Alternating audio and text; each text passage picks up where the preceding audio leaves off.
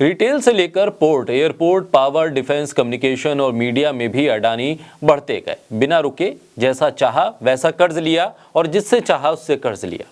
जिस सेक्टर में चाहा घुसते चले गए।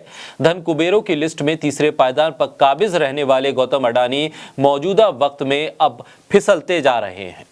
हिंडनबर्ग रिपोर्ट से पहले भी अडानी विवादों में रहे हैं। ऑस्ट्रेलिया में कोल माइन लेने के फैसले पर दुनिया भर में उनके खिलाफ प्रदर्शन हुआ। सत्ता के संरक्षण का आरोप भी उन पर लगा। टैक्स चोरी, धोखाधड़ी के आरोप भी लगे। जांच भी हुई, नोटिस भी मिला, लेकिन अडानी की पहुंच के चलते जांच को रोक दिया गया। इस बार हिंडनबर्ग रिपोर्ट ने 218 अरब डॉलर के अडानी समूह पर स्टॉक मैनिपुलेशन और अकाउंटिंग फ्रॉड का आरोप लगाकर हलचल मचा दी। अडानी के शेयर गिरने लगे। न सिर्फ अडानी बल्कि LIC से लेकर सरकारी बैंकों तक को झटका लगा। जहां से अडानी ने कर्ज ले रखा था, हर उस जगह पर झटका पहुंचा। अडानी FPO लेकर आए, लेकिन दाल नहीं गली तो अबू धाबी की मदद मांगी गई। लेकिन सारी तरकीबें उल्टी पड़ती दिख रही हैं। उधार की जमीन पर खड़ा अडानी का महल दरकता दिख रहा है। बोलता हिंदुस्तान पर मैं हूं आपके साथ मिर्जा शाकिर अली बेग। अडानी के साम्राज्य में सेंध लग चुकी है। हालात चिंताजनक लेकिन नियंत्रण में बताए जा रहे हैं, लेकिन लगता तो नहीं है।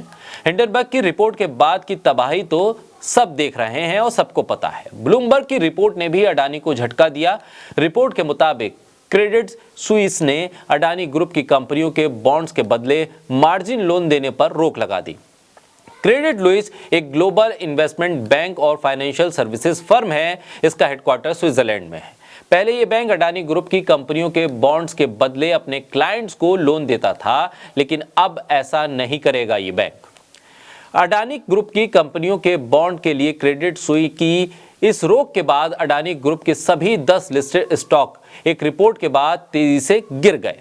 ब्लूमबर्ग की रिपोर्ट के मुताबिक क्रेडिट सुई ने अडानी पोर्ट्स और अडानी ग्रीन एनर्जी के साथ अडानी इलेक्ट्रिसिटी मुंबई लिमिटेड द्वारा बेचे गए बॉन्ड्स के लिए जीरो लैंडिंग वैल्यू निर्धारित कर दी है। वहीं सिटी ग्रुप के प्राइवेट बैंक यूनिट अडानी समूह की सिक्योरिटीज को जमानत के तौर पर स्वीकार करने से मना कर चुका है।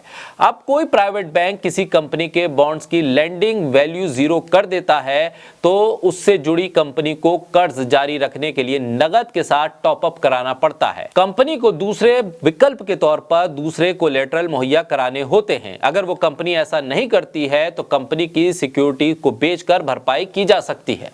इस झटके के बाद अडानी एंटरप्राइजेज ने अपने 20,000 करोड़ रुपए के FPO को भी वापस लेने का ऐलान कर दिया और कह दिया कि निवेशकों का पैसा वापस लौटा दिया जाएगा। हालांकि कंपनी के FPO का सब्सक्रिप्शन पूरी तरह से हो चुका था। FPO पर रिटेल इन्वेस्टर और कंपनी कर्मचारियों का हालांकि रिस्पॉन्स ठंडा ही था।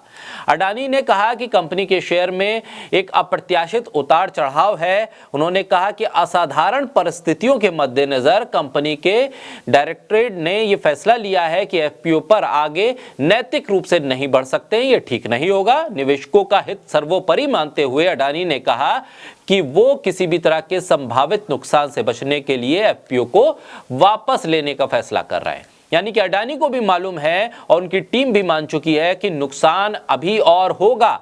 ये तो बस शुरुआत है। यानी कि अडानी अब खतरे में है और अडानी ने खतरे को भांपते हुए कुर्सी की पेटी बांध ली है।